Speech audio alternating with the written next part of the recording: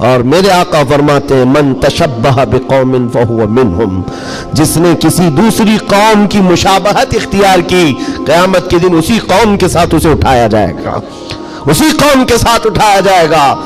مسلمانوں، آج ایمان مضبوط کرنے کا وقت آ گیا آپ کے۔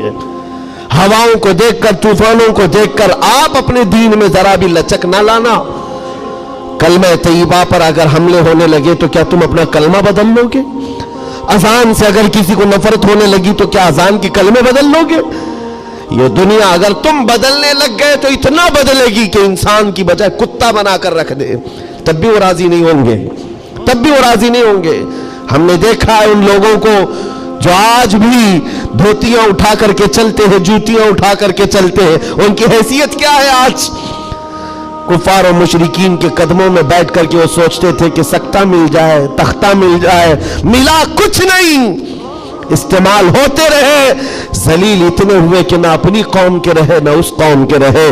کاش ایک بار میرے مصطفیٰ کا وفادار بن کر دیکھتا، ایک بار بن کر کے دیکھتا، پھر عزتیں کیا ہیں؟ اللہ اکبر، جب تک بکے نہ تھے تو کوئی پوچھتا نہ تھا، یا رسول اللہ تم نے خرید کر ہمیں انمول کر دیا ہے۔ حضور کے قدموں میں جو عزت ہے وہ کہیں نہیں مل سکتی۔ تخت کے لیے، سکتے کے لیے جو لوگ اپنا مشن بھول گئے، اپنا دین بھول گئے، اپنا ضمیر بیچ لیے، میرے عزیزوں بہت بڑے گھاٹے میں ہیں، بہت بڑے گھاٹے میں ہیں۔ زندگی میں ایک بات یاد رکھو، اسی لیے میں نے اسی حدیث سے یہ بات شروع کی۔ اللہ کے نبی فرماتے ہیں کفر کی طرف پلٹنے کو اتنا ناپسند کرتا ہو جتنا آگ میں ہاتھ ڈالنے کو ناپسند کرتا ہو، آگ میں ہاتھ ڈالنے کو ناپسند کرتا ہو، اتنا سخت و ناپسند کرتا ہو، تب جا کر کے اس کو ایمان کی لذت ملے گی، ایمان کی حلاوت ملے گی۔ آج اپنے بچوں کو بھی یہ نصیحت کرو، کفر کی آندھیاں چلی ہوئی ہیں، تمہارے بچوں کو اسکولوں میں کب کافر بنا دیا جاتا ہے پتہ ہی نہیں چلتا، کب تمہیں کون سے بھجن سکھائے جائیں، کون سے گیت سنائے جائیں جس کی وجہ سے بندہ کافر بن جاتا ہے، اسلام سے اس کا تعلق ہی ختم ہو جاتا ہے۔ اپنے بچوں کو اس بات کی تو تلقین کر کے جاؤ، بیٹا ہر چیز قربان کی جا سکتی ہے لیکن ایمان کا سودا نہیں ہوتا، ایمان کا سودا نہیں ہوتا۔ ایمان یہ اللہ تعالیٰ کی طرف سے دی ہوئی ایسی بڑی نعمت ہے، کروڑوں ہیں دنیا میں مگر مولا نے تمہیں چنا ہے دین اسلام کے لیے، اور اس میں بھی مسلمانوں میں بھی اللہ کا کتنا بڑا احسان ہے، ہزاروں فرقے ہیں لیکن عاشقوں میں تمہیں چنا گیا ہے۔ ہاں، حضور کی محبت کرنے والے سپاہیوں میں تمہارا نام آتا ہے۔ اپنے تو اپنے غیر بھی آج کہتے ہیں کہ سب سے زیادہ اپنے نبی کو پکارنے والی کوئی قوم ہے تو اہل سنت و جماعت ہے۔ کیوں نہیں ہے؟ کہاں سے یہ نعرے لگتے ہیں لبیک یا رسول اللہ؟ وہ گوفے سے نہیں نکلتے اور وہ چندہ خور مولویوں سے نہیں نکلتے جو انگریزوں کے پالے ہوئے ہیں، یہ نعرے لگتے ہیں تو بریلی کے تاجدار کے قدموں سے ہیں۔ جو وابستہ ہے عاشقوں کی جماعت ہے وہی سے۔ دنیا کو یہ اچھی طرح سے معلوم ہے اپنے نبی سے سب سے زیادہ وابستہ کوئی قوم ہے اس روئے زمین پر تو اہل سنت و جماعت ہے، اہل سنت و جماعت ہے۔ اس چیز کا سودا کبھی ہونے مت دینا ہے میرے عزیزو، اس چیز کا سودا ہونے مت دینا۔ لوگ یہ کہتے ہیں سیکولر بن کر کے جینا چاہیے، یہ بھی اچھا وہ بھی اچھا، میں کہتا ہوں وہ تو منافق ہے۔ پھر سیکولر کا مطلب منافق ہے، دل میں کچھ اور رکھتا ہے سامنے کچھ اور دکھاتا ہے۔ اسلام میں یہ سیکولرزم نہیں ہے، اسلام یہ کہتا ہے لا اعبد ما تعبدون، میں اس کی عبادت نہیں کرتا جس کی تم کرتے ہو۔ جانتے ہو میرے آقا صلی اللہ تعالیٰ علیہ وسلم نے 2 ٹوک جملوں میں کہا تھا، ایسا نہیں ہے کہ مصلحت میرے آقا سے زیادہ کون جانتا ہے۔ آج لوگ یہ کہتے ہیں کہ سب حالات بنائے رکھنے کے لیے ہمیں کرنا پڑتا ہے، حالات بنائے رکھنے کے لیے تمہیں کرنا پڑتا ہے۔ یہ کیسی بات ہوئی؟ یہ وہ لوگ ہیں جو حالات بنائے رکھنے کے لیے اپنی ماں اور بہنوں کی عزت بھی داؤ پر لگا دیں گے۔ جب درندہ کوئی ڈاکو اس کو خوش کرنا ہو تو کیا تم اپنی عورتوں کا سودا کر سکتے ہو؟ غیرت مر گئی ہوگی ایسے بندے کی۔ حضور پاک کے پاس مشرکین آئے، یہ آپ کو میں بتا دیتا ہوں، قل یا ایھا الکافرون لا اعبد ما تعبدون، یہ سورہ پڑھتے ہیں کہ نہیں پڑھتے نماز میں؟ کب نازل ہوئی تھی آپ کو بتا دوں، یہ سورہ کب نازل ہوئی؟ حضور پاک صلی اللہ علیہ وسلم کے پاس مشرکین مکہ آئے اور کہا اے محمد صلی اللہ علیہ وسلم ایک کام کریں، آپ ہمارے خداؤں کو برا بھلا مت کہیے، ہم آپ کے دین میں آ جائیں گے, اسلام پر ہم بھی تھوڑا تھوڑا عمل کریں گے, لیکن جن کی ہم پوجا کرتے ہیں نا, عبادت کرتے ہیں, ان کو کچھ مت کہیں. حضور پاک نے فرمایا جو شرک ہے میں اس کو شرک کہوں گا.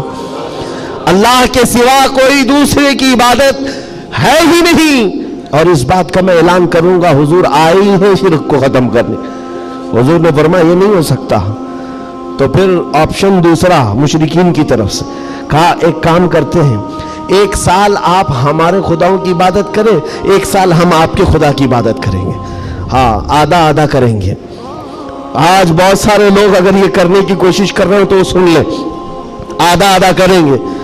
ہم بھی آپ کے یہاں جائیں گے, آپ بھی ہمارے یہاں آئیں گے. حضور پاک صلی اللہ تعالیٰ علیہ وسلم نے فرمایا ہرگز نہیں ہو سکتا. تم چاند اور سورج میرے ہاتھ میں لا کر رکھ دو, میں اس کی عبادت نہیں کرتا جس کی تم کرتے ہو. میں پالنہار حقیقی کی عبادت کرتا ہوں. آخری آپشن جانتے ہو کیا کیا تھا, کیا دیا تھا انہیں؟ مشرکین نے کہا چلو محمد صلی اللہ علیہ وسلم آپ یہ بھی نہیں مانتے وہ بھی نہیں مانتے, تو کم سے کم اتنا کرو کہ صرف اور صرف ہمارے خداؤں پر ایک بار ہاتھ رکھ دو, بس چھو کر کے چلے جاؤ. نبی پاک صلی اللہ علیہ وسلم سے صرف اتنا تقاضا تھا ان کا کہ آپ ہاتھ لگا کر چلے جائیں. یہاں تو سر جھکانے والے بھی موجود ہیں, ہاتھ لگا کر چلے جائیں. نبی پاک صلی اللہ علیہ وسلم جلال میں کہا ہاتھ لگانے کی بات, بلکہ میں تو نظر بھی اٹھا کر نہ دیکھوں, نظر بھی اٹھا کر نہ دیکھوں. تب اللہ تعالیٰ نے پوری سورہ نازل فرمائے قل یا ایھا الکافرون لا اعبد ما تعبدون. اے محبوب آپ فرما دیں اے کافروں میں اس کی عبادت نہیں کرتا جس کی تم عبادت کرتے ہو. یہ 2 ٹوک جملوں میں کہا گیا ہے. اور حالات ایسے بھی ہوئے میرے عزیزوں, چمتکار کو لوگ آج کہتے ہیں نا, جو بھی چمتکار ہوگا اس کی پوجا ہوتی ہے, عجیب و غریب چیز دکھے تو لوگ اس کو ایک افواہ کے شکل میں ایسا بناتے ہیں جیسے اس کا عقیدہ بن جائے. حضور پاک صلی اللہ تعالیٰ علیہ وسلم کے زمانے میں صحابہ کو رجھانے کے لیے کیا کیا نہیں کیا گیا مکہ مکرمہ میں. یہ حالات آئیں گے, اس لیے مجھے یہ گفتگو کرنی پڑ رہی ہے تاکہ تم اپنے ایمان پر مضبوط رہو. ایمان نہیں تو کچھ بھی نہیں ہے. تمہارے دوسرے گناہ تو معاف کر دیے جائیں گے, کفر و شرک ہرگز نہیں معاف ہوتا. ان اللہ لا یغفر ان یشرک بہ ویغفر ما دون ذلک لمن یشاء. رب تعالیٰ فرماتا ہے شرک کو اللہ ہرگز معاف نہیں کرے گا, اس کے علاوہ جو بھی ہے اللہ معاف فرمائے گا. ایمان ضروری ہے. صحابہ کا ایمان ختم کرنے کے لیے کیا کیا گیا؟ اتفاق ایسا ہوا کہ مکہ میں ایک بھگوان بولنے لگ گیا. پتھر کی مورت تھی اور پجاری بیٹھا ہوا تھا. اچانک پتھر جو ہے بات کرنے لگ گیا, اور بات کر رہا ہے. ظاہر سی بات ہے یہ عجیب و غریب چیز ہے نا, یہ اس دور میں ہے. ہاں اس دور میں مٹی سے بنائے ہوئے ان کے معبود نہیں ہوتے تھے, وہ پتھر کو تراش کر کے بناتے تھے. اور میں کہہ رہا ہوں حقیقت میں بول رہا تھا, ایسے نہیں ہے کہ ادھر سے دودھ پلا رہے ادھر سے پانی نکل رہا ہو, وہ والا سسٹم نہیں ہے, بلکہ حقیقت میں پتھر بات کر رہا تھا. تب اور بات کر بھی کیا رہا ہے, حضور پاک صلی اللہ تعالیٰ علیہ وسلم کو جھوٹا کہہ رہا ہے. نعوذ باللہ, معاذ اللہ رب العالمین. حضور کی شان میں گستاخی کر رہا پتھر. اب تو وارے نہیں آ رہے ان کی خوشیوں سے اچھل کود پر کہ دیکھو اب ہمارا خدا بولنے لگ گئے. سب سے بڑی دلیل ہے, لوگوں کو بلانے لگ گئے. واقعی بول رہا تھا. لوگ چمتکار دیکھتے ہیں تو سر جھکا لیتے ہیں, ارے حقیقت ہے پتھر بول رہا ہے, پتھر بول رہا ہے. سب آئے, جمع ہونے لگے. مکہ کا ایک بڑا جم غفیر تھا, تو صحابہ کو بھی بلایا گیا. دیکھو آؤ, ہمارے خداؤں کو جھٹلاتے ہو, بات کر رہا ہے خدا, اور تم جس نبی کی بات کرتے ہو اس نبی کو جھٹلا رہا ہے. یہ حقیقت میں خدا ہے. تم کہتے تھے نا کچھ نہیں کر سکتا, بول رہا ہے. صحابہ گئے. اب ان کے پاس کیا تھی؟ صحابہ دیکھ کر آئے حضور کی بارگاہ میں, کہا یا رسول اللہ صلی اللہ علیہ وسلم, غضب ہو گیا, ان کا خدا تو بول رہا ہے. حضور نے اس پر کوئی زیادہ ریئیکشن نہیں دیا. کہا کیا بول رہا ہے؟ کہا یا رسول اللہ سننے کے لائق نہیں, آپ کی شان میں گستاخیاں کہہ رہا ہے, جملے بک رہا ہے. کہا کون؟ پتھر. حضور نے فرمایا ہاں. حضور نے پوچھا پتھر؟ صحابہ نے کہا ہاں یا رسول اللہ. حضور نے فرمایا چلو ہم بھی سنتے ہیں, ہم بھی چلتے ہیں, جا کر دیکھیں گے. نبی پاک صلی اللہ تعالیٰ علیہ وسلم تشریف لائے صحابہ کے ساتھ. صحابہ اکرام رضوان اللہ تعالیٰ علیہ مجمعین بھی ساتھ میں ہیں. جب نبی کریم صلی اللہ تعالیٰ علیہ وسلم وہاں قریب پہنچے تو وہ جو بت بول رہا تھا، بعد میں کر لے سکتے نا، جب وہاں پر حضور اکرم صلی اللہ تعالیٰ علیہ وسلم پہنچتے ہیں تو دیکھا وہ بت خاموش ہو گیا، اب نہیں بول رہا ہے، چپ ہو گیا ہے۔ حضور آتے ہیں، پجاری سے پوچھتے ہیں، بہت اعلان کر رہے تھے، کہاں ہے؟ کیا بول رہا تھا؟ کہا بول تو رہا تھا، صبح سے بول رہا تھا، ابھی چپ ہو گیا۔ حضور پاک نے فرمایا میں بھی سننے کے لیے آیا ہوں۔ اب وہ پاؤں میں گر پڑا پجاری، کس کے؟ خدا کے۔ ارے ہمارے خدا بول تو دو ایک بار، جو صبح سے بول رہے تھے دوبارہ بولو، صبح سے بول رہے تھے دوبارہ بولو، کیونکہ اب ذلت تھی، اب چپ ہو گئے، اب نہیں بول رہا ہے۔ لوگ جو کھڑے تھے وہ بھی گواہی دے رہے، نہیں سچ میں بول رہا تھا، ہم نے بھی سنا، ہم نے بھی سنا۔ حضور پاک صلی اللہ تعالیٰ علیہ وسلم نے اس پجاری کو ہٹایا اور کہا ہٹو، میں پوچھتا ہوں کیا بول رہا تھا۔ حضور پاک صلی اللہ تعالیٰ علیہ وسلم قریب آئے، پتھر سے کہا کیا بول رہا تھا، بول۔ پتھر بولنے لگا اشہد ان لا الہ الا اللہ واشہد ان محمدًا عبدہ ورسولہ، گواہی دیتا ہوں کہ اللہ کے سوا کوئی معبود نہیں، گواہی دیتا ہوں کہ محمد اللہ کے رسول ہیں صلی اللہ علیہ وسلم۔ میرے آقا نے فرمایا یہی بول رہا تھا۔ اب تو اوندھے منہ گر گئے نیچے، کہا یہ نہیں بول رہا تھا۔ لیکن اب حضور پاک صلی اللہ تعالیٰ علیہ وسلم نے پوچھا بتاؤ کیا اس بات پر ایمان لاتے ہو؟ جو یہ کہہ رہا ہے اس پر ایمان لاتے ہو؟ پجاریوں نے اعلان کیا اور واویلا مچا، نہیں محمد نے جادو کر دیا صلی اللہ علیہ وسلم، نعوذ باللہ۔ جب بات نہ بن پڑے، کیسا خدا ہے جس پر بھی جادو چلتا ہے؟ خدا کے اوپر بھی جادو چل گیا ہے تو پھر باقی بچا کیا ہے؟ حضور پاک صلی اللہ تعالیٰ علیہ وسلم واپس تشریف لائے۔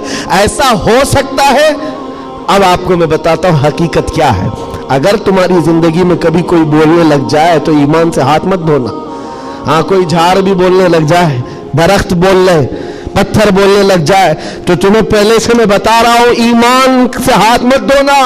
ہو سکتا ہے یہ چیزیں اب تو کرنٹ کا زمانہ ہے، بیٹری لگا کر کے کچھ بھی بولا جائے، لیکن اس دور کی بات کر رہا ہوں جب کوئی بیٹری اور سیل نہیں تھی، اب تو گڈی گڑیا بھی بولتی ہیں۔ اس دور میں کیا ہوا کیا تھا، پتھر بولا کیسے؟ نبی پاک صلی اللہ تعالیٰ علیہ وسلم واپس تشریف لے جا رہے تھے، بیچ راستے میں میرے آقا کھڑے ہو گئے۔ ایک صاحب آئے جنگل کی طرف سے، ان کے ہاتھوں میں تلوار تھی، خون تھا۔ نبی پاک صلی اللہ علیہ وسلم ان سے گفتگو کرتے رہے، پھر وہ اچانک غائب ہو گئے۔ پوچھا صحابہ نے کون تھے؟ حضور فرماتے ہیں وہ جنات میں سے میرے ایک صحابی ہیں، جنات میں ایمان لائے ہوئے۔ حضور سے پوچھا صحابہ نے کیا معاملہ ہے؟ کہا اس میرے صحابی نے خبر دی کہ ایک مشرک اور کافر جن تھا جو پتھر میں جا کر کے بول رہا تھا، پتھر میں جا کر وہ بول رہا تھا، جن کی آواز تھی اور کافروں کو لبھا رہا تھا، آپ کے خلاف بول رہا تھا۔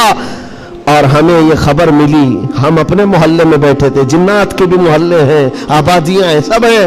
وہ جن صحابی کہتے مجھے خبر ملی کہ ایک گستاخ، ایک کافر پتھر میں گھس کر آپ کے خلاف بول رہا ہے۔ اسی وقت میں تلوار لے کر کے نکلا، اور جس وقت آیا تو اتفاق تھا کہ آپ بھی وہاں پر تشریف لائے ہوئے تھے۔ میں آپ کے آنے سے پہلے اس کا قتل کر چکا تھا، اور جب آپ نے فرمایا پتھر کو بول، کیا بول رہا تھا؟ تب میں نے کہا تھا اشہد ان لا الہ الا اللہ